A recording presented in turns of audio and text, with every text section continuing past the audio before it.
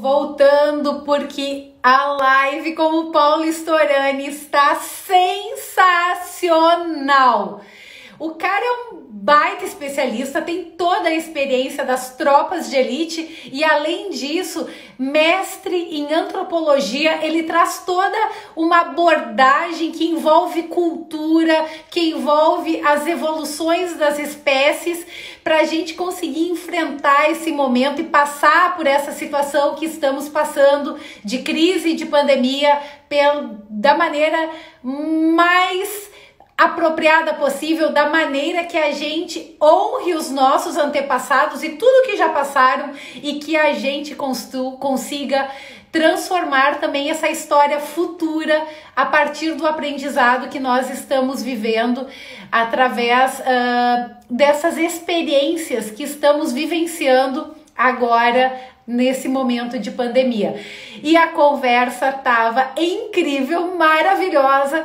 Eu tive que pedir a gentileza ao Paulo da gente conversar mais uns 15 minutos para falar um pouquinho mais do BOP, um pouco mais. Ele está trazendo a questão dos valores, né, das habilidades que se refletem do BOP na nossa vida, né, que a gente pode também usufruir.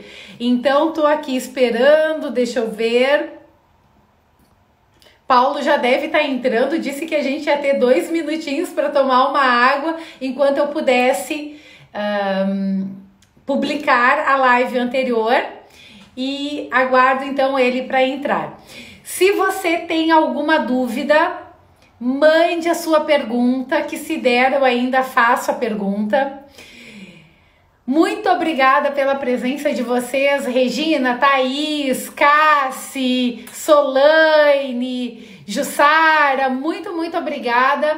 Mandem, deem os coraçõezinhos e vamos aguardar. Paulo já deve estar entrando. Foi uma live incrível, ele tem muito conhecimento, ele trouxe um tema de casa, né? Tipo, missão dada é missão cumprida. O que a gente pode fazer nesse período de pandemia? E fazer essa avaliação, olhar para dentro da gente, para que a gente esteja pronto para quando essa crise passar, a gente esteja apto, esteja capaz de encontrar a solução que o mercado deseja, que a gente seja capaz de cumprir com aquilo que é o nosso propósito.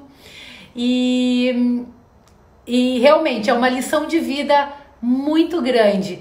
Toda a experiência que o Paulo tem, todos os ensinamentos que o BOP traz são fundamentais. Já deixa eu falar aqui, depois siga o @Paulo Storani Oficial, siga @Simone Simon, se você ainda não segue, mande seu like, mande o aviãozinho ali para as pessoas que podem se interessar por essa live. Deixa eu ver aqui. Deixa eu ver aqui se ele já entrou, peraí. Márcio Mâncio, Jaque. Opa, deixa eu ver aqui. Paulo, tu já entrou, eu não tô te vendo, não sei por que eu não tô conseguindo apertar aqui no meu... Não, ainda não. Já deve estar voltando. Mandem suas dúvidas, mande sua questão, que se a gente conseguir, a gente ainda fala um pouquinho mais com Paulo Storani. Ainda quero que ele traga um pouco da questão dos valores do BOP, dos princípios do BOP. Paulo entrou aqui.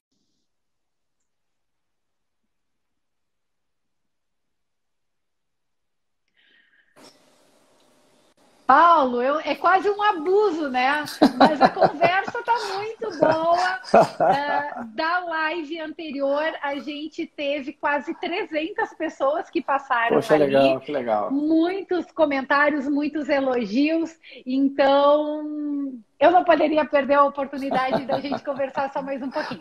Eu vou te deixar encerrar o que tu estavas falando, e daí depois eu eu retomo, então, mais uns minutinhos de conversa. Muito obrigada. Nada que isso, Simone. Mas, inclusive, tem uma prima minha de Friburgo participando, ela mandou uma mensagem para mim. Beijão para a Patrícia lá, cara. Mas que vamos bom, lá. obrigada. Mas, como eu estava dizendo, a questão da segurança pública, vivemos no Brasil, o Brasil sofre com gestão pública em todos os sentidos. Tivemos uma melhoria significativa agora na questão relacionada à corrupção, não se sabe de corrupção nesse governo, e está fazendo muita coisa, né? A reforma da Previdência foi muito importante, a tributária está sendo encaminhada, o marco do saneamento básico foi muito importante, porque desde que eu me entendo por gente já falado isso, e desde a Constituição de 88, sempre se falou isso e nunca foi feito. Então, nós estamos vivendo um momento interessante nesse aspecto. Mas precisamos pensar em gestão pública também nesse sentido, né? Relacionado à segurança pública, a políticas de segurança pública. E sair desse sistema de justiça criminal, que é composto pelo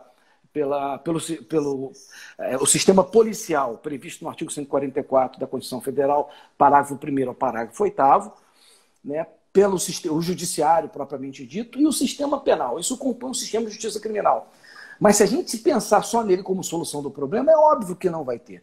Se nós não tivermos, eu vou dar um exemplo para vocês, eu sei que esse tema, para mim, é apaixonante, porque eu me debruço sobre isso, falo sobre isso, dou aula sobre isso, e, na verdade, a minha vida ela é mais voltada para isso. A parte de palestra é o que a gente transmite com outros conhecimentos, mas a área de segurança pública ela é fundamental para a gente entender o processo. Por quê? Falamos aqui de uma pesquisa feita por dois órgãos, né?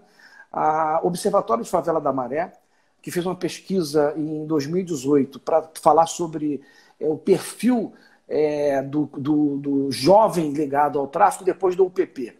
A questão do UPP, para mim, ficou, na minha visão, ficou num segundo plano. O mais importante foram os dados coletados. E uma outra pesquisa feita pelo Ministério Público da Vara de Criança e Juventude, aqui do Rio de Janeiro, Universidade Federal Fluminense. Na minha aula eu falo sobre isso. Para vocês terem uma ideia, as pessoas que estão nos assistindo agora, eu peguei os dados coletados e sistematizei isso. Apenas apresentei. Em cima desses dados, a gente tem que fazer uma análise sobre eles. Então, para terem uma ideia, crianças a partir de 10 anos de idade estão se evadindo da escola, tá? De 10 a 12 anos. A partir de 12 anos aumenta, mas a partir de 10 anos de idade o número já é significativo. Começam a fazer uso e o abuso de drogas ilícitas a partir de 10 anos. São de famílias numerosas, isso significa com mais de 5 integrantes. Então tem uma questão familiar grave nesse sentido.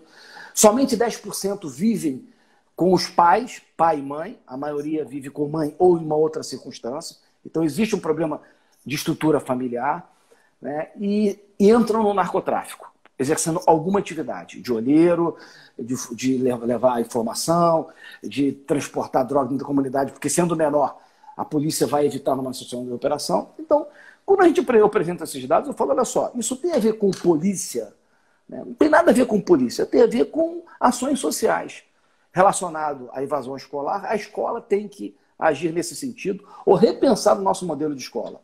Uma escola integral, uma escola que dê uma outra estrutura além do conhecimento necessário, desenvolva atividades culturais, artísticas, profissionalizantes, enfim, substitua momentaneamente aquele pai que vai reter o aluno que não vai estar na rua porque o pai ou a mãe estão trabalhando ou estão tentando ganhar a vida para sustentar a família, e a família é numerosa, então é sempre um problema.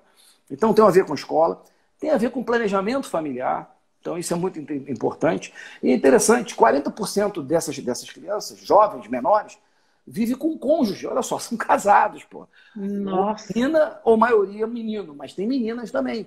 Então, tem uma questão da gravidez precoce que é uma coisa absurda. E não adianta pensar em aborto como uma solução se você não consegue prevenir a gravidez indesejada, né? Então, a solução é sempre essa. Permita que vai abortar. Tá? E aí é uma política pública para evitar a gravidez indesejada, antes de matar pessoas. Na minha visão, o aborto. Me perdoem, eu não consigo ver. Me deixa bater palmas para ti, pelo amor que isso, de Deus. Obrigado, Simone, obrigado. Isso, pau. Eu concordo exatamente com isso. O aborto não é para tu, porque se não Sim. tiver essa política de educação sexual, de prevenção a uma gravidez indesejada, o aborto Sim. vai ser uma constante e é um trauma para toda mulher. Imagina para uma menina. E só Não para as adianta pessoas... legalizar um negócio quando o problema da base não está sendo resolvido. Porque, na verdade, você vai naturalizar uma situação como essa, que é uma agressão à mãe, é uma agressão ao feto, sem dúvida nenhuma, é um cidadão, Claro. é uma pessoa que vai deixar de nascer. Tá? Então, e você não age isso. O aborto tem que ser uma coisa limite, uma coisa extrema. Poderia acontecer, óbvio que poderia acontecer, existe o aborto legal em circunstâncias que são situações extremas. Agora, naturalizar isso com uma política pública, pelo amor de Deus, e não pensar na prevenção. Então, nós temos que falar em escola, temos que pensar em estrutura familiar. Essa questão de aborto, só para deixar bem claro, como eu sou contra o aborto, eu também sou contra a pena de morte. Que aborto, para mim, é uma pena de morte, em outra proporção. Com alguém que não cometeu crime nenhum. E de ser incapaz, que nunca cometeu nada. Então, eu sou coerente nesse sentido. Então, não fica chique, eu sou o cara do BOP, eu sou a favor de pena de morte. Não sou a favor de pena de morte. Não sou a favor do aborto, por essas questões. Precisamos pensar preventivamente. Passou do tempo, porque a consciência existe. Está faltando agora essa vontade de colocar em prática essas situações. E não simplesmente... E mais vozes que se levantem para falar disso. Porque vivemos numa sociedade em que uma grande massa se une para falar dos direitos, né? Todos temos direitos. Sim. E poucas pessoas, como você, como eu, que concordo, levantam a sua voz para trazer esse tópico que é fundamental, que é saúde pública, saúde que é coletivo. Saúde pública, sem dúvida. Estão tentando mascarar uma dificuldade, um problema, achando que estão resolvendo alguma coisa legalizando o aborto. Simone, existe hoje uma guerra de discurso que ele acaba envolvendo as pessoas, principalmente o jovem. Né? Então, a gente tem que tomar um cuidado muito grande em relação a isso. Tá? Nesse aspecto, eu sou mais conservador, nesse sentido. Mas não por uma questão religiosa, é por uma questão de prática social realmente. Se promover isso dentro de um sistema, de uma política pública, de uma situação como essa, é óbvio que isso vai trazer problemas absurdos para a sociedade. Né? Então, é uma questão desses dados que eu apresentei para vocês, que se nós atuássemos, iríamos diminuir muito a quantidade de jovens envolvidos com o narcotráfico e com outras atividades criminosas. Porque o tráfico é uma entrada que ganha dinheiro rápido. Mas, de repente, se ele perde uma vaga ali por alguma coisa que ele tenha feito e que não foi causa de perder a vida, porque é assim que o tráfico resolve os seus problemas internos de recursos humanos, se alguém violou alguma norma e essa norma era uma cláusula pétrea dentro do ordenamento dos criminosos, esse cara vai passar. Vão passar o cara para melhor. Vai ser morto, vai ser dizimado, vai ser desaparecido, enfim. Então, é assim que eles funcionam os problemas de recursos humanos dele. Agora... se nós pensássemos dessa maneira, esse é um exemplo que eu estou dando para vocês, juntamente com aquele exemplo de um sistema penal que recebesse o preso na quantidade que precisa da sociedade brasileira, porque, como eu disse, só 92% dos homicidas não são sequer identificados. Então estão soltos aí e continuam cometendo crime. E ele é pego, sabe quando? Quando ele reincide. Aí, se não houver nenhum elemento que ligue ele a um homicídio anterior, ninguém fica sabendo que esse camarada era um homicídio em série. Era um camarada, um criminoso, latrocida, que nunca foi pego. E, de repente, ele é pego numa vez, uma prisão em flagrante, ou uma investigação, enfim. E você encerra a carreira dele ali, prendendo ou ele morrendo num confronto com a polícia. Mas, se nós não pensarmos nessa prevenção terciária, daquele preso que que está sendo apenado, e que volte para a sociedade e não volte a delinquir, para vocês terem uma ideia, hoje a reincidência ultrapassa 50%. Uma pessoa presa, a capacidade dela de reincidir é 50%. Tá? Então, por quê? Porque o sistema não funciona ainda. E uma coisa que a gente tem que pensar é o seguinte, tem que pensar dessa maneira, da gente conseguir reinseri-lo socialmente. Mas e eu acredito que o reinseri-lo socialmente, inclusive durante o período cumprindo pena, que talvez ele não vai estar inserido na sociedade, mas se ele estiver produzindo, se ele estiver trabalhando dentro da cadeira, não existe nada que possa te inserir mais numa sociedade do que você trabalhar. né? Então, Simone, a o nossa... especialista é você. Não, a lei de execução penal ela é interessante, né? Ela orienta o seguinte: primeiro, não é obrigatório trabalhar, isso já é um problema, tá? Então, se alguém quiser continuar sendo improdutivo, o Estado vai manter a sua improdutividade, vai te sustentar, inclusive com auxílio reclusão. Auxílio reclusão é dinheiro que é pago para ele. E tem gente que não quer nem sair da cadeia porque, pelo menos ali, não vai arriscar a vida dele, recebe um dinheiro, paga a família o dinheiro que tem e continua. Então, nós estamos, não é o Estado, nós estamos pagando essa pessoa para ser improdutivo. E cada dia trabalhado acaba debitando 3 dias na pena. Mas, na verdade, como a pena é reduzida, ninguém está preocupado com isso. E também não tem função para todo mundo, né? As funções não tem um sistema que crie vaga de alguma atividade laborativa para esses apenados. Aí é muito comum eu participar de eventos em que isso é trabalho forçado. Eu falei, olha, não é trabalho forçado. Isso é terapia ocupacional, né?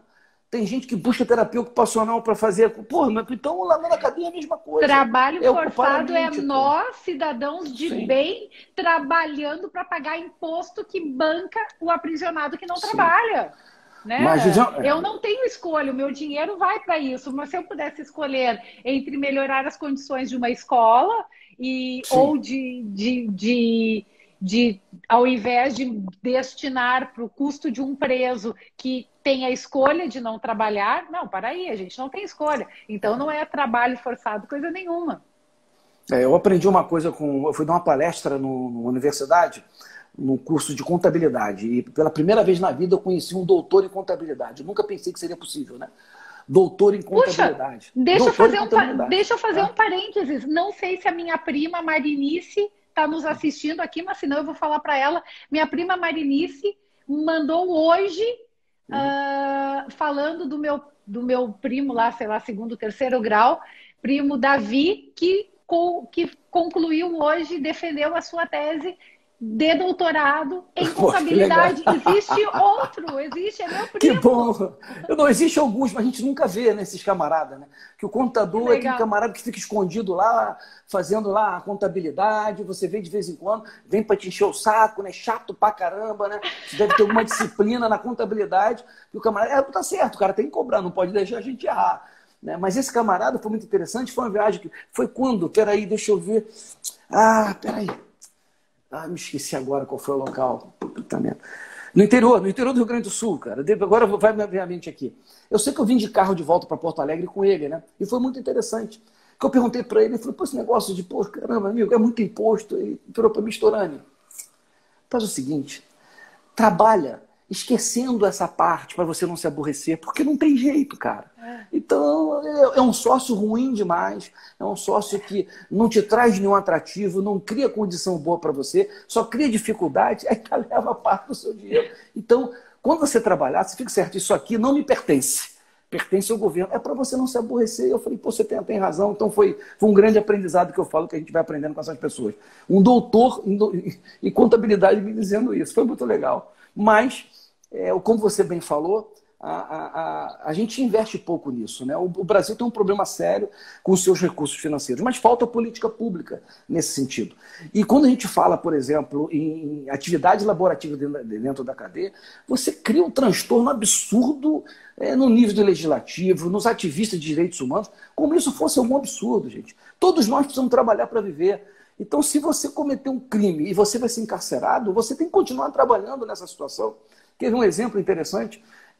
Vereadores nos Estados Unidos, por exemplo, eles continuam sua atividade laborativa.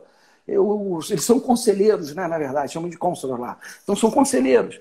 Mas ele tem uma atividade e não é remunerado, isso que é interessante, né?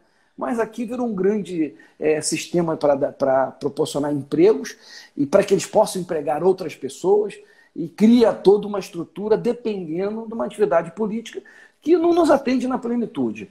Mas é assim que está funcionando, até que se mude. Nós vamos continuar pagando nossos impostos, mas nós precisamos, como cidadãos, apontar para isso. Cobrar do nosso governante, daquele político que faz as promessas de governo, ou no legislativo, ou no executivo, que eles realmente façam aquilo. Precisamos acreditar mais nas propostas de médio e longo prazo e fugir da proposta de curto prazo.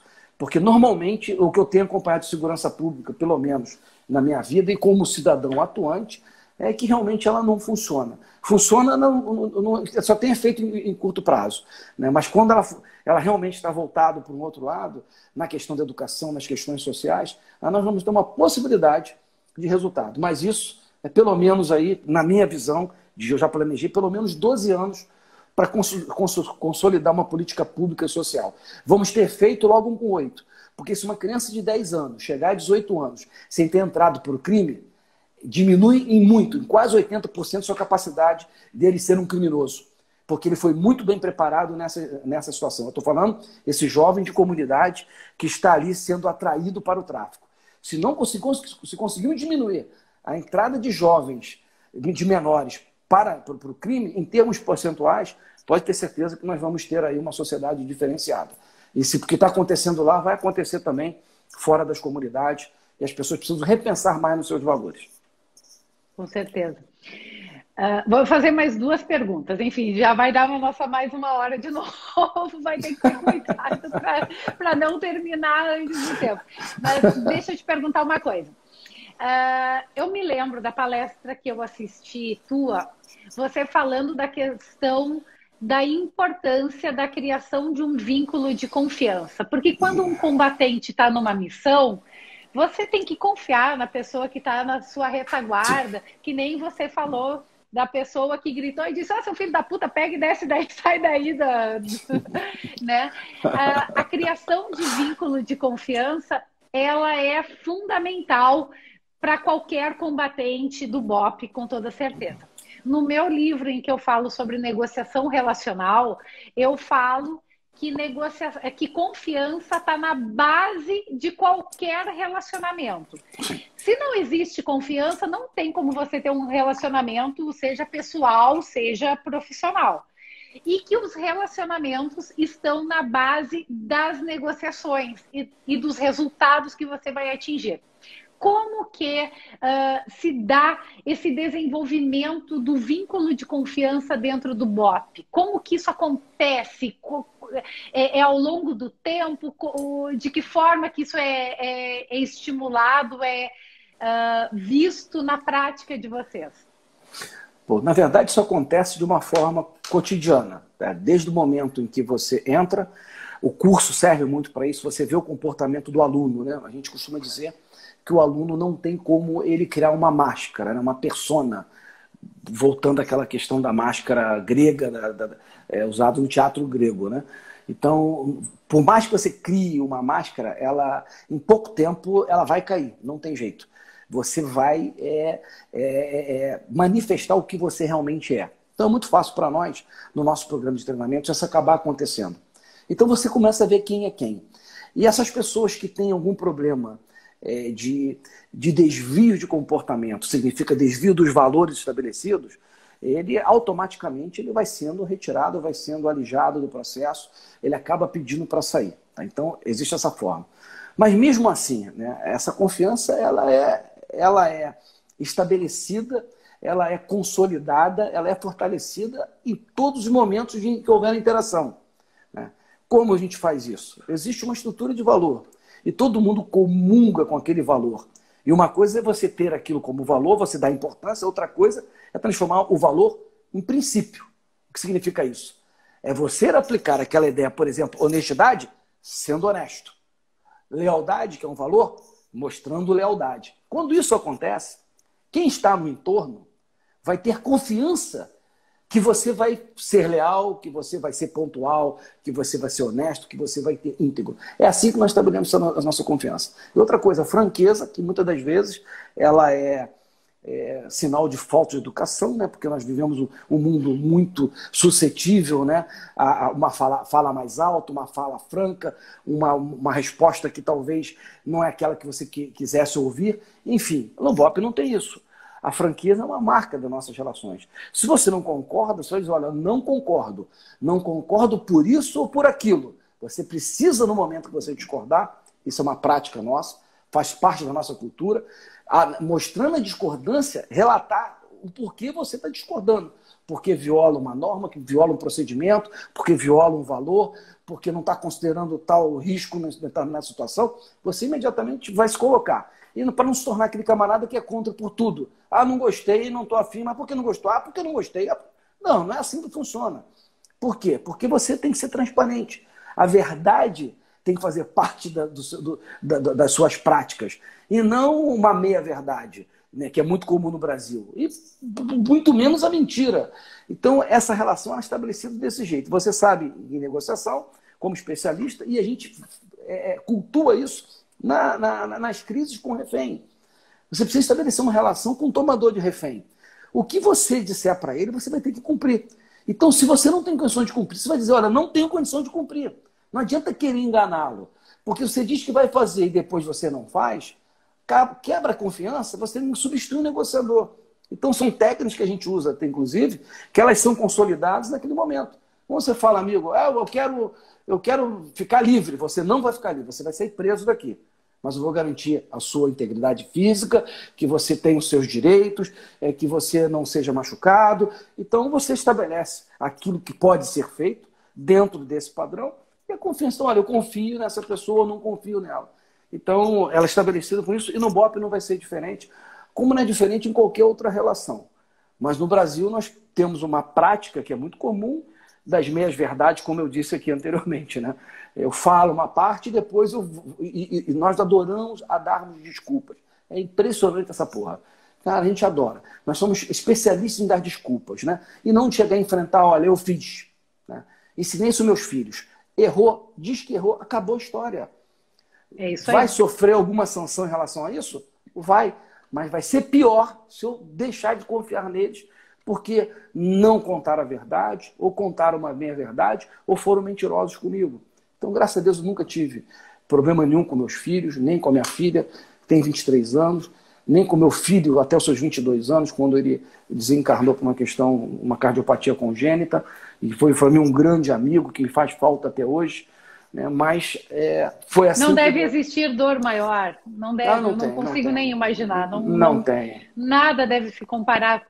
Qualquer situação difícil, de crise, a pior de todas, nunca vai se comparar com um negócio desse. Deve ser terrível. Mas eu vou te dizer uma coisa, né? A minha família aqui, eu, minha esposa e meus filhos, né? Nós somos espíritas, né? Somos cristãos espíritas, né? Então, nos ajudou bastante a compreender. Mas mesmo com toda essa compreensão, foi muito difícil para nós. Agora, o que nós resolvemos foi transformar isso em uma coisa boa, né? Então, nós terminamos na semana passada a construção do Centro Cultural Pedro Storani. Toda a renda do livro é destinada... É destinada a ele, exatamente. Esqueci de dizer. Toda a renda desse livro, na verdade... Comprem o livro, procure Amazon, livrarias, enfim. Não deixe de comprar. Eu tenho o livro, mas eu mudei de escritório e está ainda em alguma caixa fechada lá que eu não sei onde. Poxa, legal. Foi bem lembrado, porque metade dos tijolos foram comprados com a venda dos livros, né? Eu não fiz questão, a gente não tem direito autoral, não. É tudo lá para o Centro Cultural Pedro Storani. É um instituto que nós estamos agora fundando. Vamos fundar 5 de agosto, que é o aniversário do Pedro, né?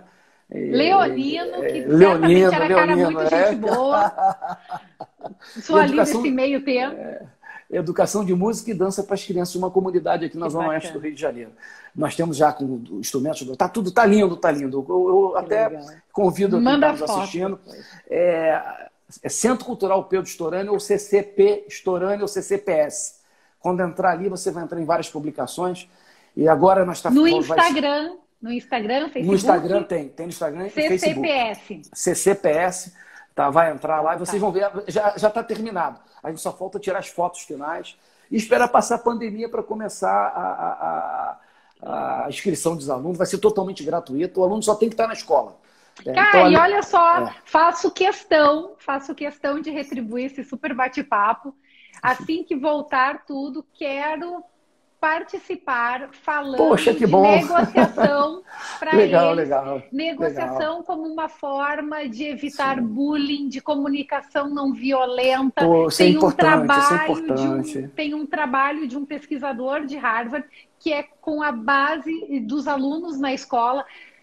No Brasil isso é difícil, mas fico super à disposição para levar o conhecimento de negociação e de como a gente negociar e como Legal. solucionar conflitos para essa tua turma aí com maior prazer. Pô, vai ser legal, muito bom, porque a ideia não é só a música e a dança, é ensinar a cidadania. Então estão previstos cursos e palestras para as crianças da comunidade nesse sentido. É preparar para ser realmente um cidadão diferente nesse século XXI que nós estamos precisando. Está muito difícil, realmente. Com certeza. Bom, acho que vou fazer a última pergunta, que eu gostaria que, já que o tema da nossa live é o vai e vença, as lições das tropas de elite para vencer a crise, eu gostaria que tu falasse, então, um pouco do que você já falou, mas trazendo esses princípios e valores do BOP que podem e devem ser aplicados neste momento de pandemia para a gente vencer a crise. Tá, eu vou passar para vocês aqui o resultado da minha pesquisa. A minha dissertação de mestrado foi acompanhando um curso de operações especiais, fazendo uma análise histórica do BOP em termos de progressão, por que o BOP é do jeito que ele é, como é que ele se tornou o que ele é hoje. Então, minha pesquisa ela girou em torno disso, dentro de um aspecto cultural, né? E existe ali 5 diretrizes que são os fundamentos do Batalhão de Operações Especiais, né? E aí que eu vou compartilhar com vocês, né? O primeiro deles é muito importante, que diz respeito à sua atitude como pessoa, como um profissional. Aprenda. O saber não ocupa espaço. O que significa isso? Nós somos eternos aprendizes. Em operações especiais não existe uma coisa e a nossa cultura é não deixar que exista. Eu sei tudo. Quem sabe tudo está pronto para errar e vai fazer uma merda, né, que vai marcar a história dele e de todos que estão no entorno dele. Então, coloque sempre na posição de aprendiz. Porque quem está aprendendo, ele está sempre com o olhar de buscar, de refletir sobre aquilo, né? Então, por isso que falei no início, e fiz o desafio, a gente promoveu uma introspecção, fazer uma autoavaliação, projetar o nosso futuro a partir desse princípio. Então, aprenda.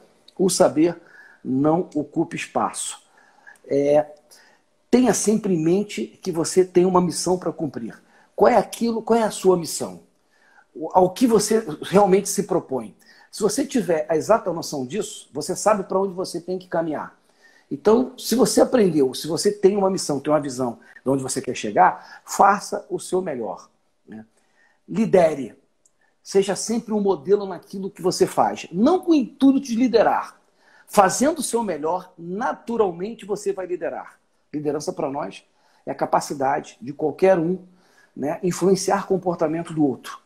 Isso pode ser em razão de um cargo que você ocupa, e você ocupa aquele cargo em razão do seu conhecimento, da sua experiência, da sua assertividade. Alguém te escolheu, ou alguém te nomeou, ou você criou algo que as pessoas vão buscar. Então, ele é fundamental nesse aspecto. Você liderar. Uma outra coisa que é fundamental para nós. Haja. Seja proativo. Faça sempre o melhor. Então, se você tem uma missão, se você aprendeu, né, se você está liderando, a sua liderança vai se dar pela sua ação. Significa que você tem que ser um protagonista no mundo, né, e no Brasil de uma forma particular.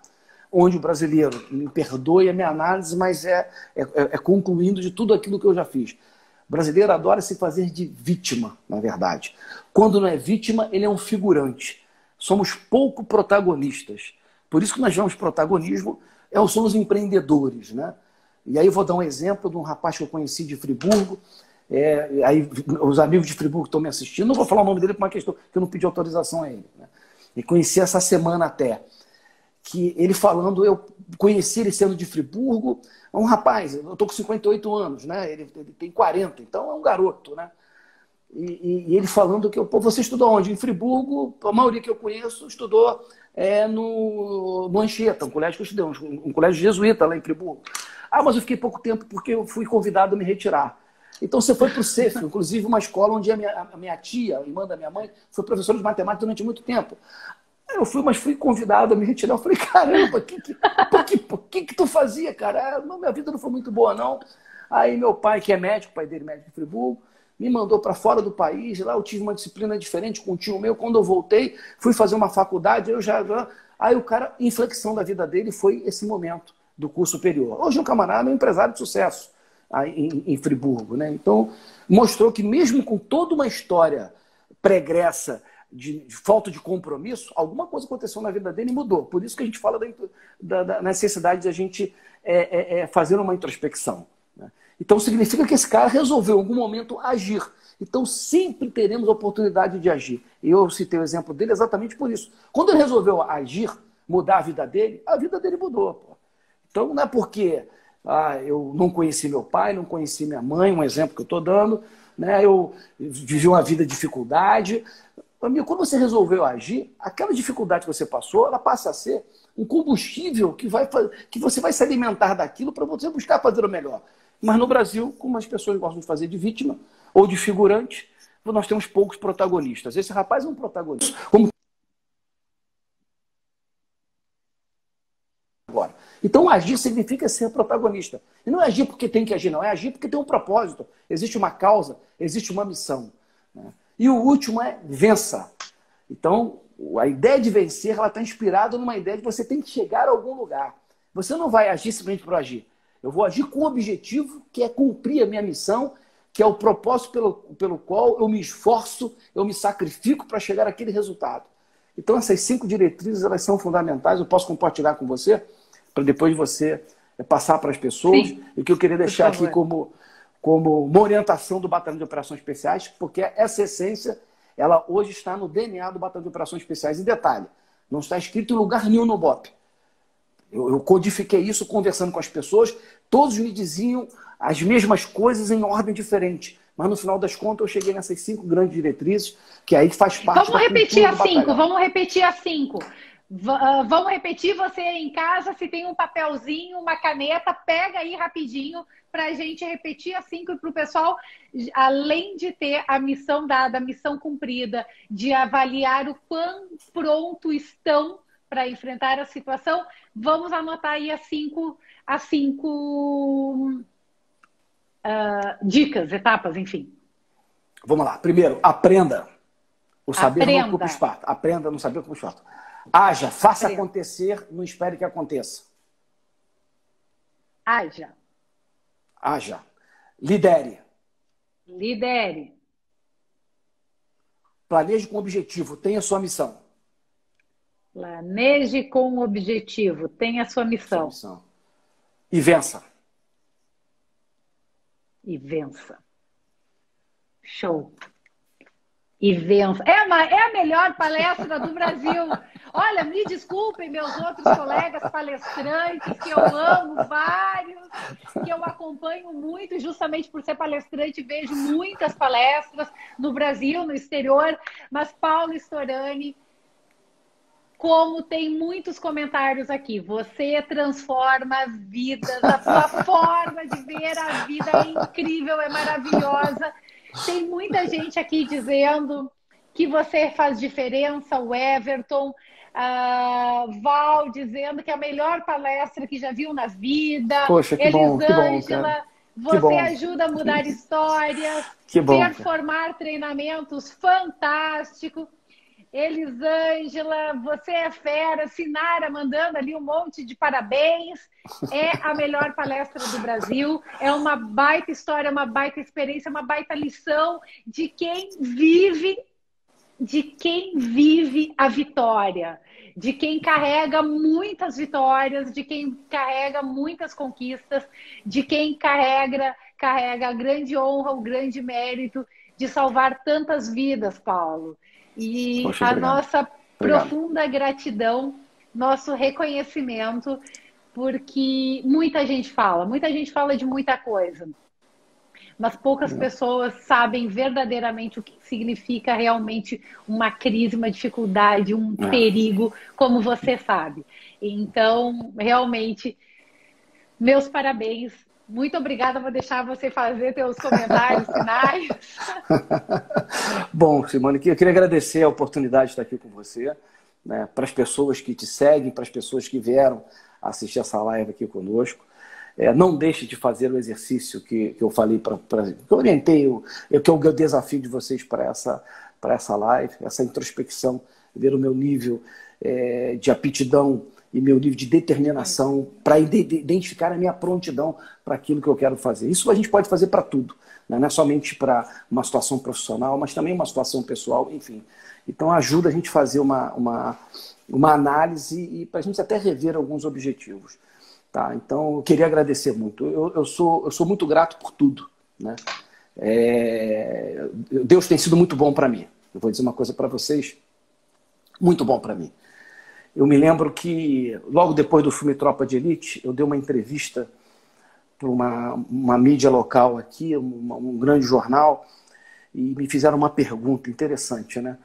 Se eu tinha medo de alguma coisa. Interessante isso, né? E na hora eu pensei, eu falei, poxa, medo eu tenho, mas ela deve estar querendo saber qual é o meu maior medo, né? Eu falei, olha, eu tenho medo sim.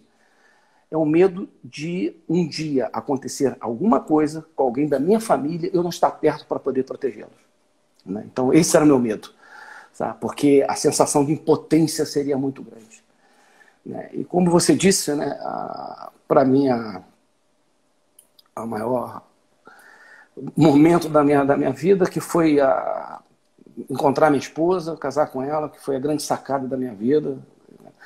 Nascimento dos meus filhos, que eu acompanhei ali, sala de parto, aquela coisa toda. Os médicos, os meus amigos, eram médicos policiais militares, né? A polícia tem os seus médicos, amigos, e ficavam me sacaneando. Como é que um caveira chora tanto? Porque eu chorava copiosamente, né, no nascimento dos meus filhos. Porque, na verdade, era um reencontro, né? E a partida do meu filho foi muito dura. Mas quando aconteceu, eu viajando a semana inteira, fora do Rio de Janeiro, mas naquele dia eu tinha voltado no dia anterior para dormir em casa, para viajar logo na sexta-feira. Isso aconteceu no dia 29 de abril, numa sexta-feira, às 6 horas da manhã, quando a namorada do meu filho entra no nosso quarto pedindo ajuda, né? E a pessoa a chegar no meu filho, no quarto dele, foi a minha esposa, né? E eu cheguei logo atrás dela. E naquele dia ali nós fizemos tudo para tentar retornar uma parada cardíaca, uma válvula que ele tinha feito uma cirurgia muito invasiva. 1 ano e meio antes bloqueou. E eu fiquei ali 30 minutos, pelo menos, tentando trazê-lo de volta, até chegar um vizinho médico amigo e constatar que a partida dele. Logo depois, nesses 30 minutos, a minha casa se encheu de gente. Impressionante. Se encheu de gente. Amigos nossos, amigos do meu filho, amigos da minha filha. E imediatamente nós fomos amparados, não só pelo plano espiritual, mas também pelos amigos. E eu fiquei pensando, né, que o pior que poderia ter acontecido na vida de um pai ou de uma mãe, que a partida do seu filho você presenciava, você ser testemunha da partida dele, mas eu estava ali em casa, eu podia estar em qualquer lugar. Podia estar em qualquer lugar do país, e como eu me sentiria de naquele momento eu não estar junto com a minha esposa, junto com a minha filha, para poder fazer alguma coisa, ou estar junto deles para apoiá-las, ou estar ali fazendo alguma coisa. E eu estava ali. Sou muito grato a Deus por esse dia. Primeiro porque entendo como espírita que era inevitável. Estava na programação do meu filho. Entendo que eu e minha esposa, nós aceitamos isso no plano espiritual. Aceitamos essa dor. Nossa, viver, suportar sim, isso, sim. Né? Isso foi uma grande, não sei se foi uma dívida nossa, enfim, mas suportar isso juntos, né? Isso foi muito importante para nós ter essa consciência, né? E a minha filha, que tinha recém passado para medicina, estava com 1 ano já de muito nova, tinha 18 para 19 anos, e foi a primeira a escutar o Pedro, e ela falando, não estou ouvindo nada, pai, não estou ouvindo nada, e eu continuando fazendo a massagem cardíaca. Ela sabia o que tinha acontecido, né? Não queria falar para a gente daquele momento, e depois foi ela que nos acolheu. Ela que recebeu a ambulância que chegou, ela que recebeu o médico, o cardiologista do Pedro, que esteve lá conosco, lá, o Assad, que é um grande amigo, que é o meu cardiologista. Foi ela que assinou a papelada toda. E no momento em que a gente, em prece ali, esperando o momento certo do desligamento do espírito do Pedro, né, da alma dele, né, minha filha, né, aí cantou uma canção que foi uma canção que meu filho adorava, era músico, né? Meu filho, além de tudo, fazia publicidade, era músico dos Beatles, inclusive tinha uma placa, um quadro enorme dos Beatles do lado, né?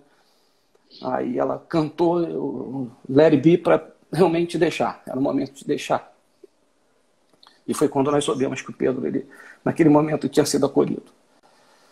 Então, mesmo com isso tudo, mesmo com essa experiência que nós tivemos, né, que pode ser de dor, e que foi durante muito tempo, foi muito duro para nós adaptar a nossa vida, né, sem a presença de um camarada excepcional, um caráter absoluto em termos de carinho com as pessoas. O sepultamento do corpo dele foi uma coisa assim o cemitério encher de gente. Foi cantada uma canção, inclusive, que era da banda deles, né, que eu recebi uma mensagem que era para avisar para os amigos da banda que eles deveriam cantar uma música. Eu não sabia qual música era. E os garotos, quando chegaram, tio, deixa que a gente sabe qual música que é. Que hoje é uma música que quase que é uma ode à vida do Pedro, né? Eu sei que eu vou estar aqui, né? E ele é conhecido pelos amigos como astronauta. Então vocês vão ver lá no Centro Cultural Pedro Storani a imagem do astronauta, porque os amigos chamavam ele de Starman, né? Ele também era fã do Bowie. E chamavam ele de Ziggy Stardust, porque ele veio nesse planeta, ele não era desse planeta, e veio trazer mensagem de carinho. Meu filho falava que o ser humano é como aves, foi feito para voar em bando. Por isso que nossa casa estava sempre cheia de amigos, sempre tendo eventos, sempre tendo festa. Todo final de semana eram festas. E a gente acha que o Pedro até sabia da partida dele, né?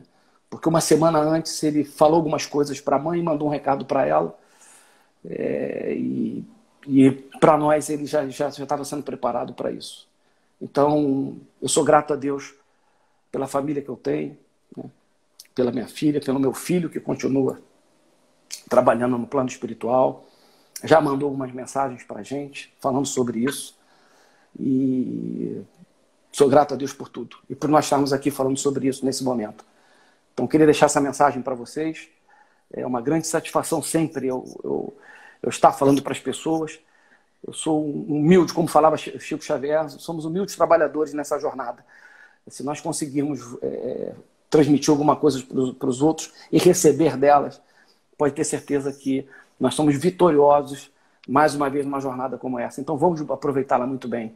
Tem muitos irmãos desencarnados querendo essa oportunidade de estar aqui para evoluir e não está conseguindo.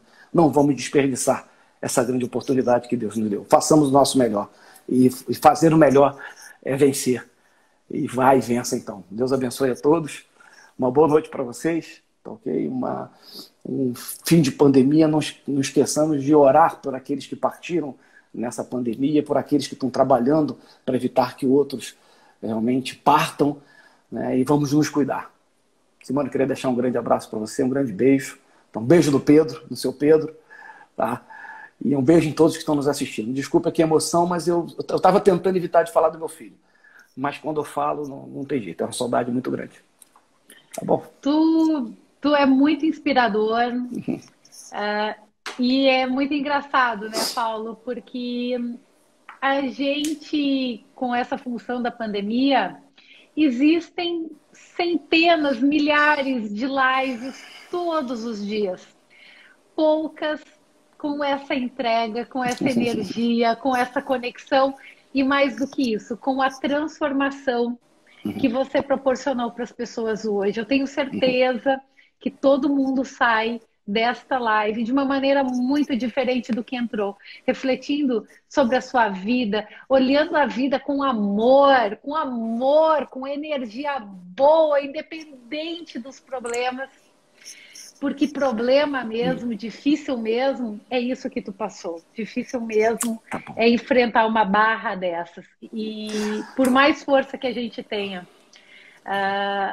a tecnologia, por um lado, aproxima, mas por outro lado, a gente está próximo e está distante. Mas nessa live, nós estivemos muito conectados. Sem dúvida. Todo mundo, eu tenho certeza disso. Então, assim, receba o nosso amor de todos nós que participamos aqui.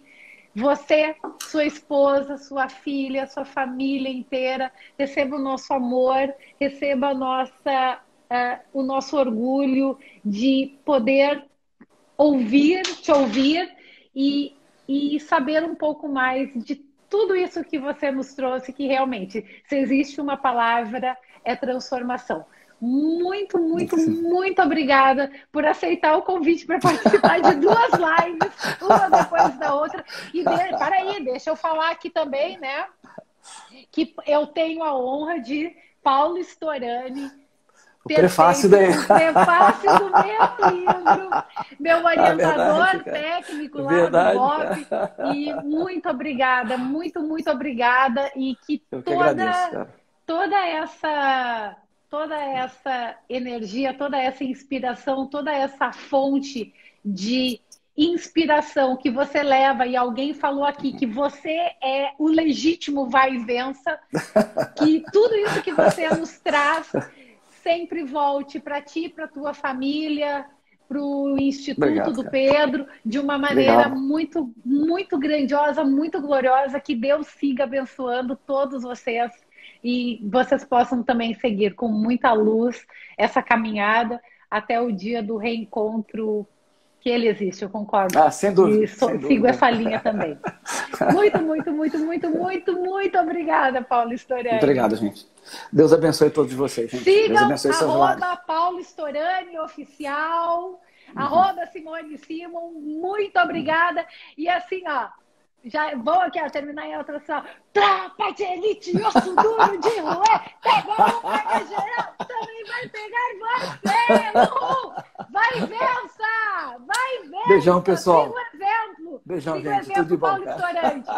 Obrigadão. Obrigado, beijo, gente. Paulo Tudo de bom, Storani. cara. Obrigada, tudo Boa de bom. noite a todos, pessoal. Deus te abençoe. Noite. Deus abençoe vocês. Igualmente, tudo de bom.